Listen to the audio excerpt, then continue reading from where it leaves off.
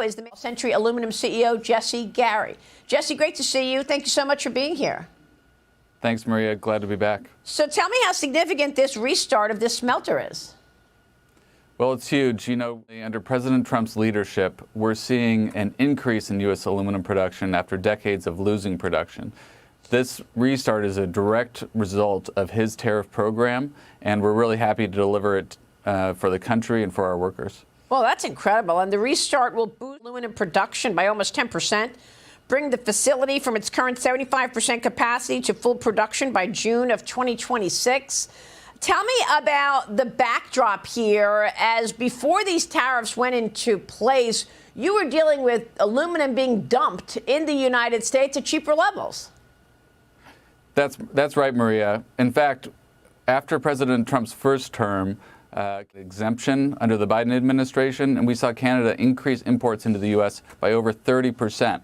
This had a direct impact on U.S. production, with 2 U.S. smelters shutting over this time period.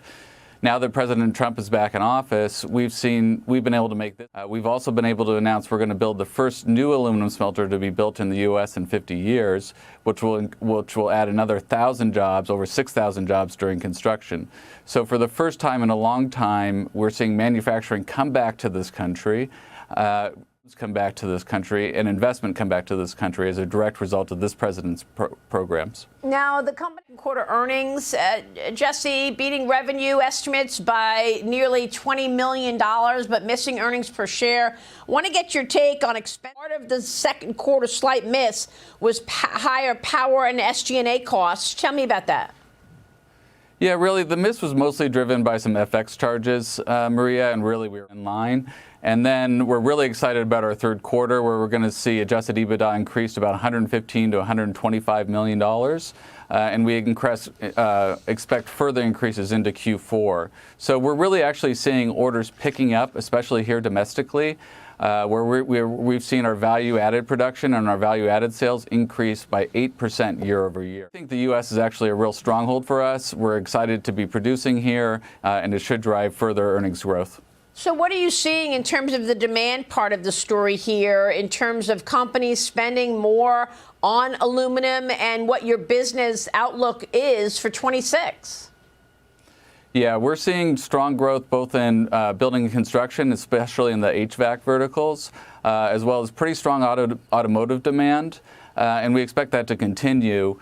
You know, Maria, we had a bunch of Mount Holly workers that were there at the President's Liberation Day speech, and there he promised to bring back U.S. manufacturing, and he's really delivering for them, and we're excited that our demand domestically is also being picked up by this. So it really all goes together in one big package. Do you think your operations benefit from the tariffs more in the fourth quarter than in the third quarter? Do things actually even get better from here as these tariffs take effect?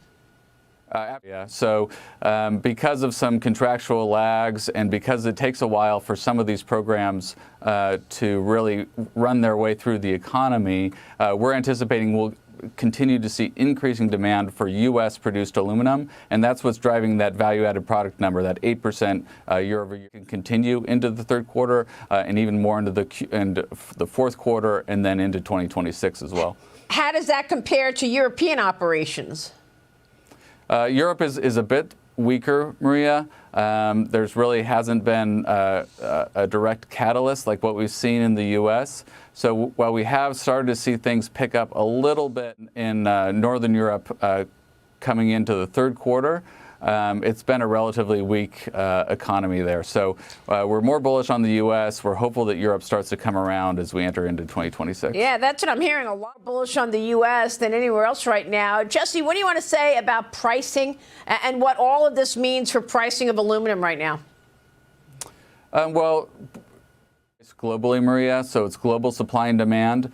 As the Chinese production has reduced, and really there hasn't been any new production coming on globally, at least on the significant levels that we saw in the previous decade, there is a lot of demand for new production to come on, and so we'd rather that come on here in the U.S. than somewhere else, and we're ready to bring it. So we think that will be supportive of aluminum prices over the next couple of years, which should be good for our projects and good for our workers here in America. We totally restart in the first quarter of 26. What about Hawesville? And what do you want to say about that? And I know you've done a strategic review there, Jesse. Yeah, that's right. So we expect to review by the end of Q3, and we'll come out with next steps for Hawesville. At the same time, we continue to advance our new smelter project. We're looking at sites today and finalizing some power negotiations. So we expect to also have announcements on that new smelter project. And what's important to realize, Maria, is that would be, because it will be the first new smelter built in 50 years, you're going to see a much more efficient, it will be really advanced aluminum smelters in the entire world once built, which really will set the pace for the next 50 years of aluminum production here in America. All right, we're in America. We love it. Jesse, good to see you this morning. Thanks very much. Thanks so much, Maria.